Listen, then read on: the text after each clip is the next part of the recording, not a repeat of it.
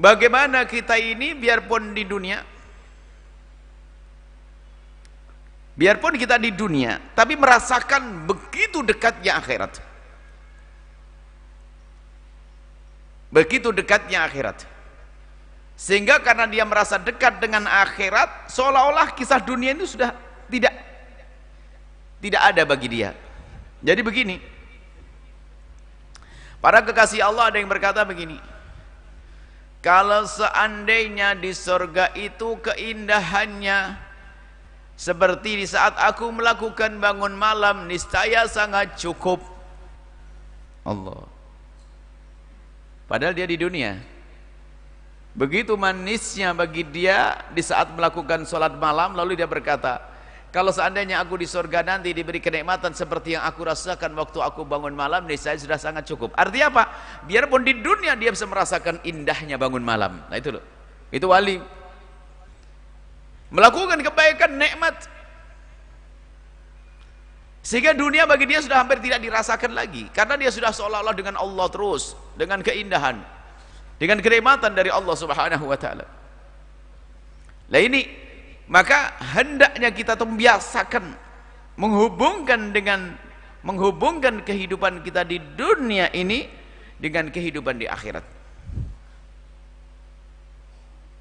sampai muncul keyakinan yang sesungguhnya ternyata sangat pendek di dunia ini.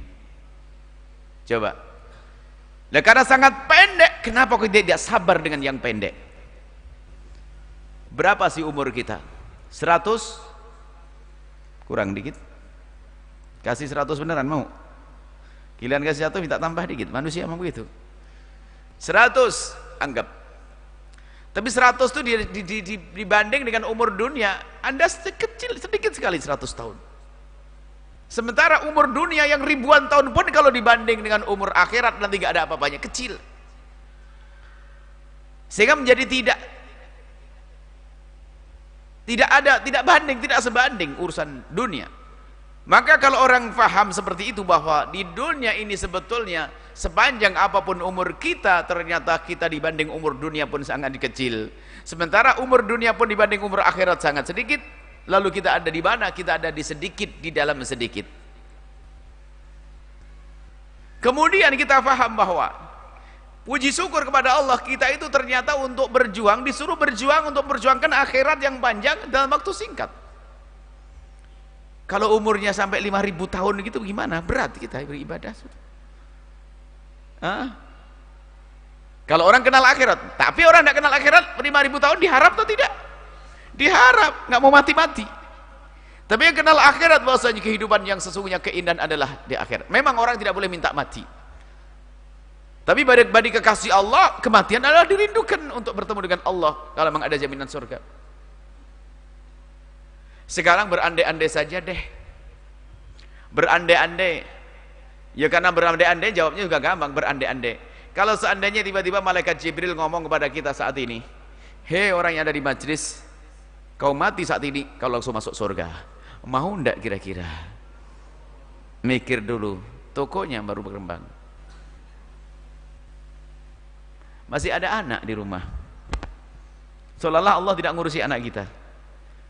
Kalau ngomong, kadang kita kalau ditantang misalnya untuk mati saat ini, bagaimana kira-kira? Langsung jaminannya surga. Semoga panjang umur. Itu kan berandai-andai, menunjukkan lah, itu loh tanda kita itu sebenarnya kecintaan kepada dunia ini menjadikan kita itu ingin berlama-lama di dunia. Memang kita tidak boleh minta mati. Cuman Ibn Athaillah itu ingin bahwasanya kita itu selalu rindu akhirat.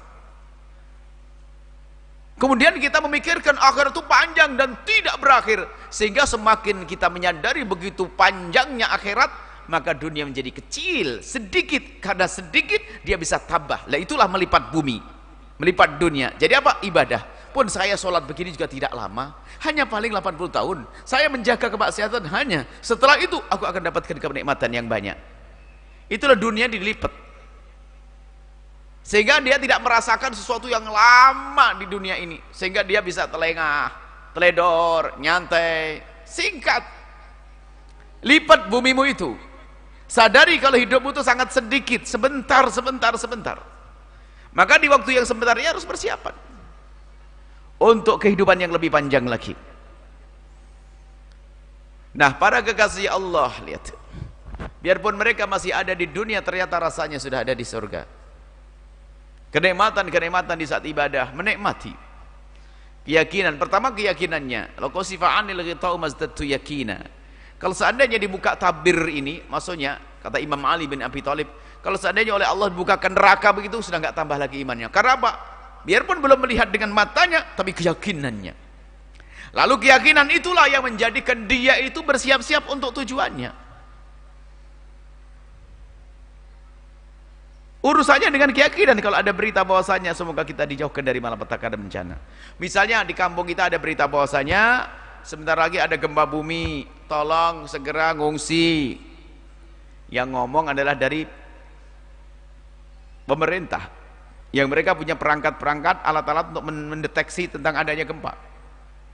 Dikasih tahu dan disiapkan fasilitas untuk segera meninggalkan tempat tersebut. Bagaimana sikap kita menghadapi berita semacam itu? Tergantung keyakinan Anda. Kalau Anda nggak percaya, ngapain berkias? Kemudian ada berita lagi, tolong kita akan pindah ke seberang sungai sana, atau ke pulau seberang, sebab pulau ini akan hancur dalam waktu singkat. Terus ya kita akan pindah ke sana. Kemudian di sana nggak ada apa-apa. Terus bagaimana? Harus bawa bekal dari sini. Coba, kinerja Anda itu ada hubungannya dengan keyakinan Anda. Kalau Anda nggak yakin, Anda akan tenang-tenang saja. Ngapain pergi? Mana ada gempa lah, nggak percaya, maka tenang-tenang saja.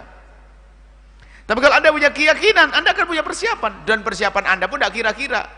Anda mau akan menyiapkan segala macam. Di saat Anda ingat sabun mandi, bawa sabun mandi, ingat bawa semuanya. Kenapa? Anda tahu di sana nggak ada lagi itu. Maka sesuai dengan keyakinan Anda itulah Anda akan berbuat. Makanya yang yakin adanya surga dan yakin adanya neraka, kemudian kok dia ogah-ogahan dalam mengamal melakukan kebaikan, meyakini adanya surga kok ogah-ogahan melakukan kebaikan, sebetulnya yang keropos itu imannya. Maka Ibn Athaillah Sakandari mengajak kita, biarpun engkau masih berada di dunia semacam ini, bagaimana ikatan hatimu kepada akhirat sangat kuat, sehingga terasa dekat sekali, dekat diyakini, dan seolah-olah terjadi, seolah-olah sudah berada di akhirat. Sehingga apa? Mumpung ada bekal, mumpung ada kesempatan. Sekarang begini, untuk menjelaskan bahasanya agar persiapan masalah melipat bumi, gini, kalau perjalanan Anda menuju ke sebuah tempat, Anda akan pindah ke pulau. Kalau waktunya masih panjang, apa yang Anda lakukan? Ya tenang-tenang persiapannya, kan begitu. Tapi kalau ternyata waktunya sudah mepet, Anda akan buru-buru. Waktunya terbatas sekali. Ayo cepat siapkan semuanya untuk pindah ke pulau sebelah, dan di sini setelah itu akan dihancurkan oleh Allah. Nah, ini maka dia akan nyantai.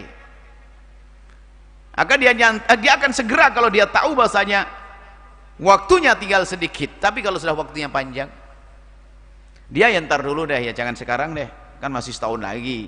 Ya kita pelan-pelan mau nyicil bolehlah. Tapi bagi orang yang meyakini dengan benar bahwasanya itu akan terjadi, dia akan berpikir lebih jauh lagi. Ya mulai sekarang saya siap-siap dong. Kalau saya harus ngirim ke sana, waktu berangkat nanti pindah ke pulau, apa yang bisa saya bawa? Mending saya kirim deh sekarang. Saya kirim dulu apanya, kasurnya dulu, atau apanya dan sebagainya. Karena dia mikir, yakin.